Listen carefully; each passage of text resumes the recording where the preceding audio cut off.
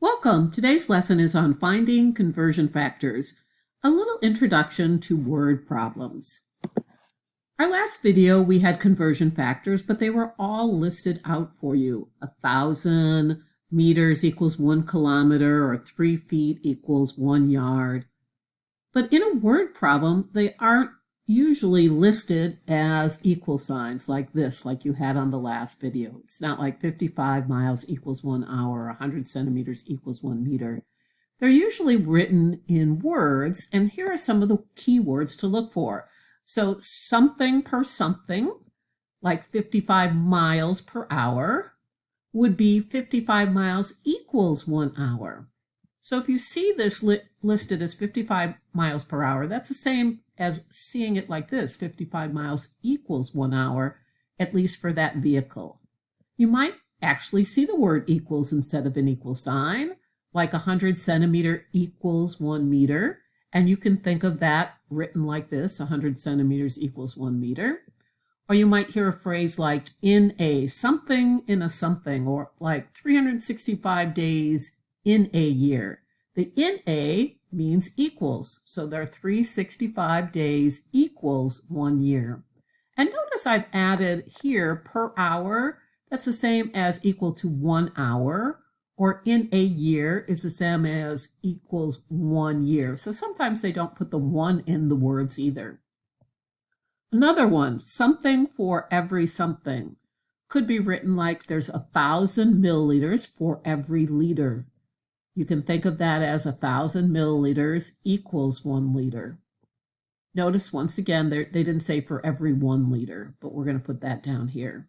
Another one is you might see a division sign or a fraction with a slash. So this could be written as 2.70 grams slash milliliters. And that's true for aluminum. And you can think of it like this, 2.70 grams equals 1 milliliter. So in a word problem, you're going to look for phrases, and these are not all the phrases, but phrases similar like this, like per or equals or in a or for every, or just a slash to indicate an equivalence.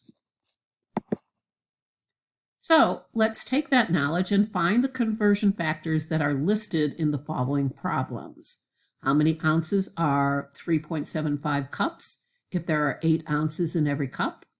How far does light travel in 15 minutes if the speed of light is 3.00 times 10 to the 8th meters / second? If there are 31.9998 grams per mole of oxygen, how many moles are in 87.2 grams? So let's go back and look at those and see if you find them. In the first one, there was a phrase, in every.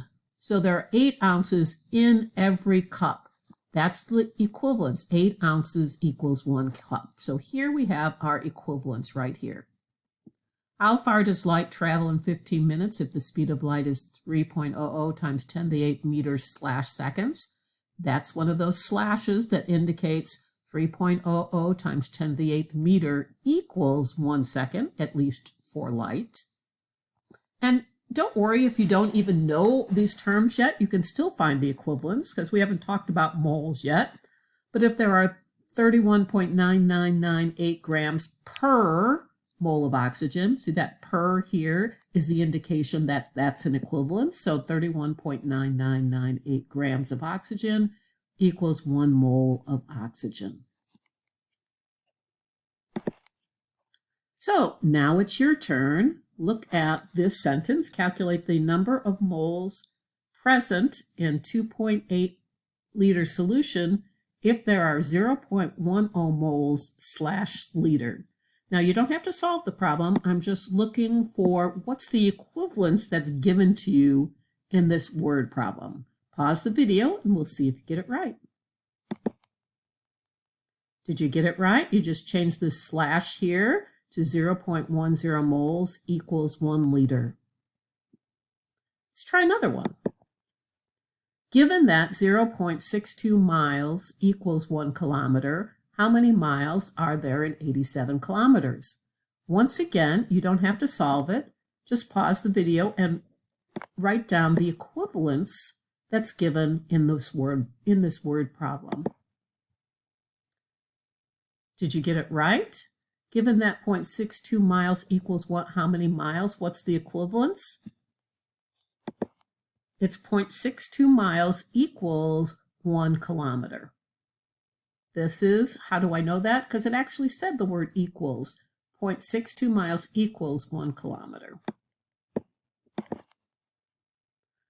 Sometimes a problem doesn't give you any equivalencies at the top, and they don't give you any equivalencies in the words themselves, because the problem or the writer of the problem expects that you know some information yourself. So here are some things that you should know. One, you should know all the metric conversions we listed earlier.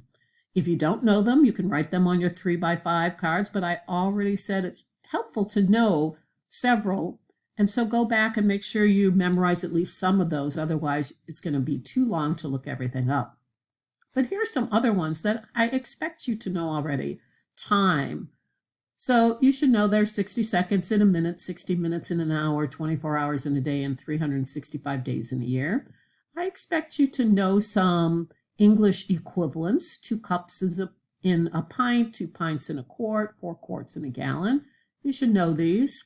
And simple things from distance units, English distance units, like that there are 12 inches in a foot and 3 feet in a yard. So sometimes the problem doesn't give you the equivalency at all, and you just have to know them off the top of your head. So look at these problems. What equivalency does the problem expect you to already know? How many inches are in 4.5 feet? 4.5 feet. What should you know already to help you?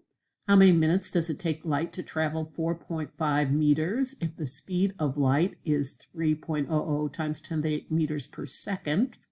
And how many kilometers are in 3.8 times 10 to the 6 nanometers?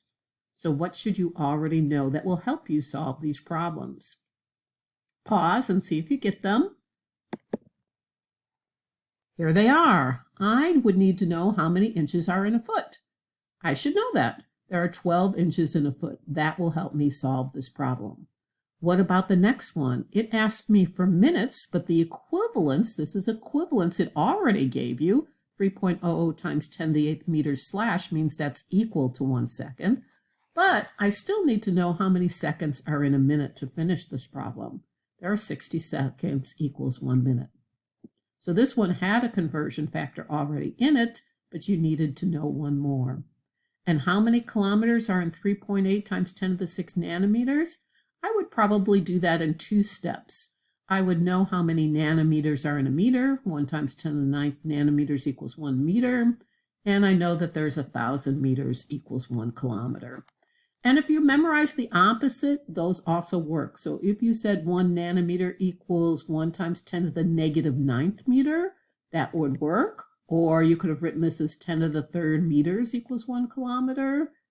Or 1 meter equals 10 to the negative 3rd kilometers. All of those would work. Now it's your turn.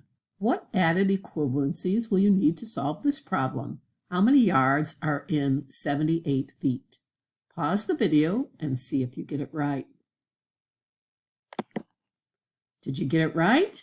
You need to know the conversion between yards and feet. There are 3 yards in 1 foot.